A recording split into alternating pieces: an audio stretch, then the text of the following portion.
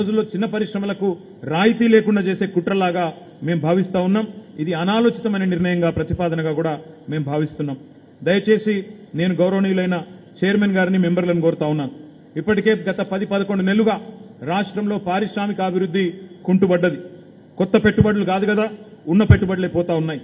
ఉపాధి అవకాశాలు దెబ్బతింటున్నాయి. ఇప్పుడు ఛార్జీలు పెంచితే ఇంకా మూలిగే నక్క మీద తాటిపండు పడ్డట్టు కుటీర పరిశ్రమలు కూడా కుదేలైపోయే ప్రమాదం ఉన్నదనే మాట నేను మీకు విజ్ఞప్తి చేస్తా ఉన్నాను. ఎంఎస్ఎంఈ కంపెనీలు కూడా బెంబేలెత్తిపోయే పరిస్థితి ఉన్నది. కావాలంటే పరిశ్రమలను ఇంకా రప్పించాలంటే వారికి మరింత ప్రోత్సాహకం ఇవ్వాలి. వారిని మరింతగా ఆకట్టుకునే విధంగా మన ఆలోచన ఉండాలి. కుటీర పరిశ్రమలు కాపాడుకోవాలి. చిన్న సూక్ష్మ మధ్య తరహా అదేవిధంగా మెగా ఇండస్ట్రీలు అన్నిటినీ కాపాడుకుంటేనే వాటి మీద ఆధారపడ్డ లక్షలాది మంది కార్మికులు కూడా మరి హ్యాండ్ టు మౌత్ వాళ్ళు పొట్టకూటి కోసం తిప్పలబడేవారు, వారికి కూడా న్యాయం జరుగుతుందనే మాట కూడా నేను విజ్ఞప్తి చేస్తా ఉన్నాను. డిస్కంల ప్రతిపాదనలకు వాస్తవ పరిస్థితులకు పొంతన లేదు. మేము 10 ఏళ్లలో ప్రభుత్వంలో ఉన్ననాడు రూపాయి కూడా పైసా కూడా పెంచలేదు కరెంటు ఛార్జీ అనే మాట నేను మీకు గుర్తు చేస్తా ఉన్నాను. మరి 10 ఏళ్ల పాటు రైతుకు ఉచిత విద్యుత్ ఇస్తూ సంవత్సరానికి 1000 నుంచి 1200 కోట్లు ఉచిత విద్యుత్కు ప్రభుత్వమే భరించినప్పుడు ఇవాళ ఈ ప్రభుత్వం అదే రకమైన కార్యక్రమం ఎందుకు కొనసాగించదని చెప్పి నేను అడుగుతా ఉన్నాను. మేము మోటార్లకు మీటర్లు పెట్టలేదు. కేంద్ర ప్రభుత్వం మా మీద ఒత్తిడి తెచ్చినా మీటర్లు పెట్టలేదు. అదే మాదిరిగా ఈరోజు మళ్ళీ నేను మీకు విజ్ఞప్తి చేస్తా ఉన్నా, ఇటు 10 హెచ్పీల వరకు 50% సబ్సిడీ పవర్ లూమ్ ఇండస్ట్రీకి ఇచ్చుకున్నాం. అదే మాదిరిగా నాయి బ్రాహ్మణులకు, సెలూన్లకు, రజకులకు, దోబీఘాట్లకు కూడా 200 యూనిట్లకు, ఎస్సీ ఎస్టీ గృహాలకు 200 యూనిట్ల వరకు ఉచితంగా ఇచ్చుకున్నాం. నేను మీ ద్వారా ప్రభుత్వాన్ని కోరుతా ఉన్నాను. గత ప్రభుత్వం 10 ఏళ్ల పాటు పైసా కరెంటు ఛార్జీలు పెంచకపోతే మీరు 10 నెలల్లోనే ఇంత పెద్ద ఎత్తున 18,000 కోట్ల భారాన్ని ఎందుకు మోపుతున్నారు అనే మాట నేను మీ ద్వారా ప్రభుత్వాన్ని కూడా అడుగుతా ఉన్నాను. అదే చైర్మన్ గారు, మీకు నేను గుర్తు చేస్తా ఉన్నాను, మీకు తెలవంది కాదు. కరెంటు సమస్య నుంచే తెలంగాణ మహోద్యమం, మలిదశ ఉద్యమం కేసీఆర్ గారి రూపంలో తిరిగి పుట్టింది.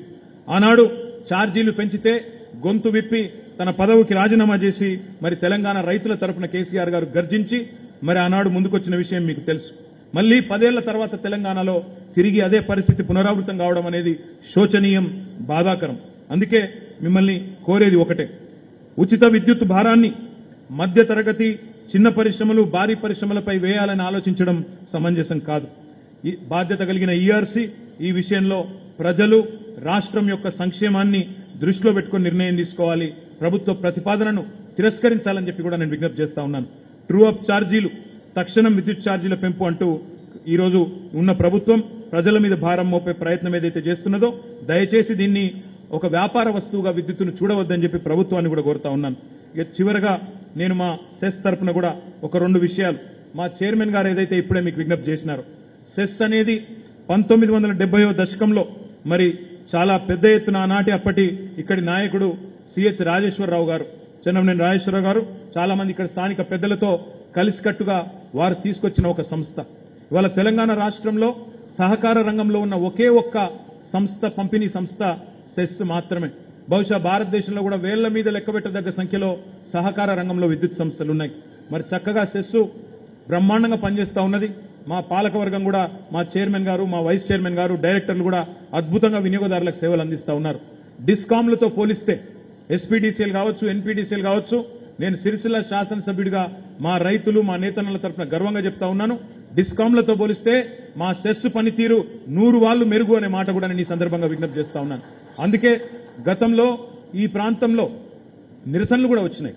సెస్ను తీసుకొని పోయి బోర్డులో గలపాలి అనే ప్రతిపాదన గత ప్రభుత్వాలు చేసినప్పుడు ఈ ప్రాంత వినియోగదారులు, ప్రజలు, రైతులు పోరాటం చేసి మరి ఈ సంస్థను కాపాడుకున్నారు. అట్లాంటి ఈ సంస్థను తప్పకుండా కాపాడవలసిన బాధ్యత, సహకార రంగంలో జరుగుతున్న ఒక మంచి కార్యక్రమాన్ని మరింత బలోపేతం చేయవలసిన బాధ్యత కూడా ఈ ప్రాంత శాసనసభ్యుడిగా నేను మీ దృష్టికి తీసుకొస్తా ఉన్నాను. ఇందులో వ్యవసాయ విద్యుత్ కనెక్షన్ ప్రస్తుతం మా ఏరియాలో మెట్ట ప్రాంతం కాబట్టి 5 నుంచి దాదాపు 7.5 హెచ్పీ వరకు ఇక్కడ లోడ్ ఉన్న మీటర్లను వినియోగిస్తా ఉన్నారు.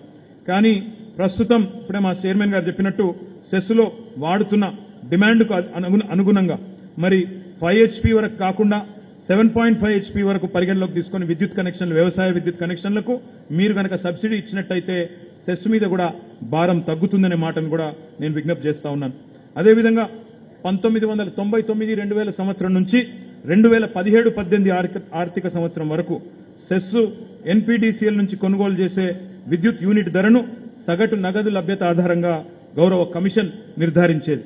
కానీ 2018-19 నుంచి సెస్ ఎన్పీడీసీఎల్ నుంచి కొనుగోలు చేసే విద్యుత్ యూనిట్ ధరను బల్క్ సప్లై టారిఫ్ ఆధారంగా మరి గౌరవ కమిషన్ నిర్ణయిస్తా ఉన్నది. నేను మిమ్మల్ని రిక్వెస్ట్ చేసేది సార్, సర్చార్జ్ కూడా ఇక్కడ అమలు చేస్తా ఉన్నారు. మేము మీతో ప్రార్థించేది మరి 2023-24 ఆర్థిక సంవత్సరానికి గాను గౌరవ కమిషన్ సెస్ కొనుగోలు చేసే విద్యుత్ని 965.26 మిలియన్ యూనిట్లుగా నిర్ధారించారు.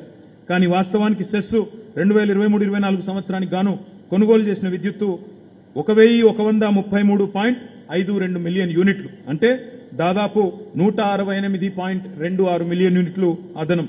ఈ అదనపు విద్యుత్ సంబంధించి కూడా అదనపు టారిఫ్ సబ్సిడీని కూడా తప్పకుండా సెస్కు అందజేసి ఈ సంస్థను కాపాడవలసిందిగా కూడా మా చైర్మన్ గారు, మా వినియోగదారులందరి తరపున నేను కోరుతా ఉన్నాను. అదే మాదిరిగా సెస్ విషయంలో మరొక విజ్ఞప్తి కూడా నేను చేస్తా ఉన్నాను చైర్మన్ గారికి. తప్పకుండా ఈ సంస్థని కాపాడాలి అన్నప్పుడు మరి పరిపుష్టమైన సబ్సిడీ కూడా రాష్ట్ర ప్రభుత్వం నుంచి ఎప్పటికప్పుడు వచ్చే విధంగా, గ్రీన్ ఛానల్ ఏర్పాటు చేసే విధంగా, సెస్ కోసం రావాల్సిన సబ్సిడీ ఏదైతే ఉన్నదో ఎప్పటికప్పుడు వారికి అందే విధంగా ఒక గ్రీన్ ఛానల్ కూడా ఏర్పాటు చేస్తూ, ఎందుకంటే రైతులే ఓనర్లు ఈ సంస్థకి, సహకార రంగంలో రైతులు కార్మికులే ఓనర్లు కాబట్టి బలోపేతం చేయాలని చెప్పి తమరిని కోరుతా ఉన్నాను. ఇక చివరగా మా ఈ ప్రాంత శాసనసభ్యుడిగా, మా నేతన్నల సమస్యలు తెలిసిన వ్యక్తిగా, గతంలో చేనేత జౌలి శాఖ మంత్రిగా కూడా పనిచేసిన వ్యక్తిగా నేను మిమ్మల్ని ప్రార్థిస్తా ఉన్నాను. ప్రస్తుతం సిరిసిల్లలో మరమగ్గాల కార్మికుల పరిస్థితి అగమ్య గోచరంగా ఉన్నది. గత 10 సంవత్సరాలు బతుకమ్మ చీరల ఆర్డర్లు ఇచ్చి, కేసీఆర్ కిట్ల ఆర్డర్లు ఇచ్చి, రంజాను అదేవిధంగా క్రిస్మస్ కానుకలు ఏవైతే ఉంటాయో వాటికి కూడా చీరల ఆర్డర్లు ఇచ్చి, రాజీవ్ విద్యా మిషన్ ఆర్డర్లు ఇచ్చి, స్కూల్ యూనిఫామ్ల ఆర్డర్లు ఇచ్చి కూడా ఈ పరిశ్రమను బతికించే ప్రయత్నం చేసినాం, ఇంకా పైకి తీసుకొని పోయే ప్రయత్నం చేసినాం. వర్కర్ టు ఓనర్ అనే అద్భుతమైన